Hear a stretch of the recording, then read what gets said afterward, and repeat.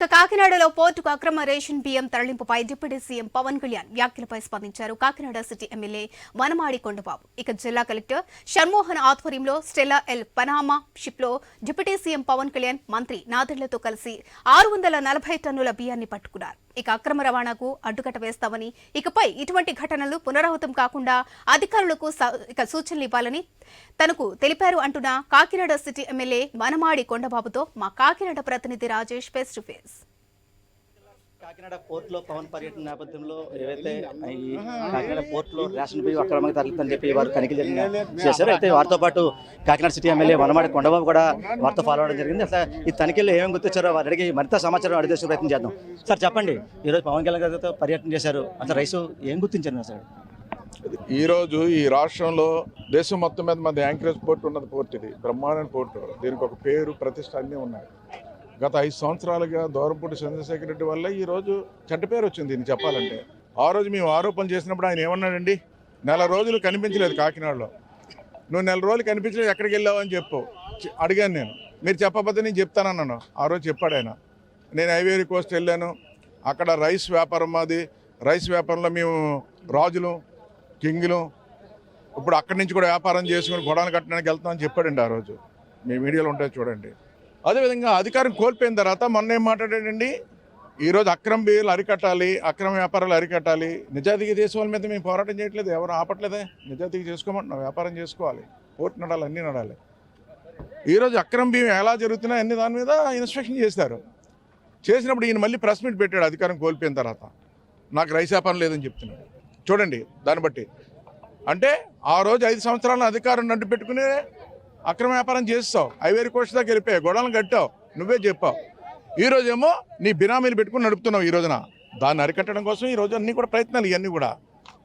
అధికారంలో అంటే మీరు అధికార పార్టీ ఉన్నప్పుడు కూటమి ప్రభుత్వం మీరు అంటే రేషన్ బియ్యాన్ని అంటే అక్రమ ఏవైతే రేషన్ బియ్యాలు ఉన్నాయో అవన్నీ తొలగించడానికి మీరు అప్పుడే ప్రశ్నించారు. అయితే ఇప్పుడు కూడా అలాగే ముందుకెళ్తున్నారు. అయితే ఈరోజు చూసుకుంటే పవన్ కళ్యాణ్ గారు మిమ్మల్ని ఏదో ఘాటైన వ్యాఖ్యలు చేస్తారని చెప్పి కొన్ని ఛానల్స్ కూడా ప్రచారం చేస్తారు. దాన్ని ఏమంటారు? ఎక్కడ ఘాటే? ఆయన మేము కలిసి ఉన్నాం, ఇప్పుడు వచ్చాం, కూర్చున్నాం, మాట్లాడడం, ప్రెస్ మీట్ పెట్టాం, చెప్పారు. ఆయన మాటలన్నీ చెప్పారు కదా. ఇది కొండబాబు గారికి, నారాయణ మనోహర్ గారికి చెప్తున్నాను, దీన్ని చాలా సీరియస్గా తీసుకోవాలని చెప్తున్నారు. అదే తీసుకోమన్నారు, మమ్మల్ని సీరియస్గా తీసుకోమన్నారు. దీన్ని చాలా సీరియస్గా తీసుకోమని చెప్తున్నారు. ఆయన చెప్పింది అది. ప్రధానంగా సీరియస్గా తీసుకోమంటే కోపమైనట్టు లెక్క. ఆయనే వ్యవస్థ కోసం చెప్తున్నాడు. ఆయన దీన్ని ఇంకా సీరియస్గా తీసుకోవాలి అని చెప్పాడు మాకు.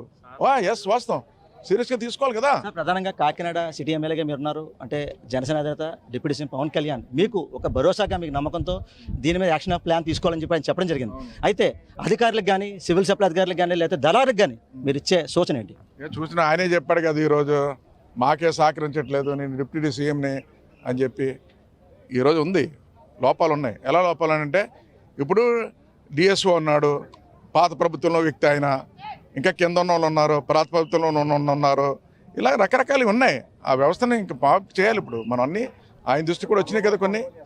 ఈరోజు ఆ పాత వాళ్ళు ఉంటే పాత వాళ్ళ రిలేషన్స్ ఉంటాయి కదా, కొంత ఇవన్నీ ఉన్నాయి. అన్ని ప్రక్షాళన చేయడం కోసం ఆయన ఈ రోజు సీరియస్గా తీసుకోమని చెప్తున్నారు. సార్, ఇంత జరుగుతున్నా కూడా పోర్ట్ ఆఫీసర్ కానీ లేదా పోర్ట్ జీఓ కానీ అంటే మీ స్పాట్ రావడం తెలియదు. అయితే డిప్యూటీ సీఎం పవన్ కళ్యాణ్ వచ్చినా కూడా వారికి రాలేదు. ఏం దాన్ని ఏ రకంగా చూడొచ్చు? పోర్ట్ ఆఫీసర్ వచ్చాడు, పోర్ట్ ఆఫీసర్ సీఈఓ లేడు. ఎక్కడ ఉండడం తెలియదు. అదే రావాలి, ఆయన కూడా రావాలి. అదే కదా బాధేస్తుంది. ఈ రోజున సీఈఓ ఉండాలి కదా ఇక్కడ. పవన్ కళ్యాణ్ వస్తున్నారు, వెళ్తే విజయవాడ నుంచి రావడం ఎంత చూపండి, ఇక్కడికి 4 గంటల జర్నీ వచ్చేయచ్చు. సార్, చివరిగా ఒక రేషన్ బియ్యానికి మీరు అడ్డుకట్టి ఏ రకంగా అయిపోతున్నారు? అదే కూడా ఇప్పుడు అది ఒక పాలసీ మ్యాటర్. ఈరోజు పవన్ కళ్యాణ్ అది కూడా చెప్పారు.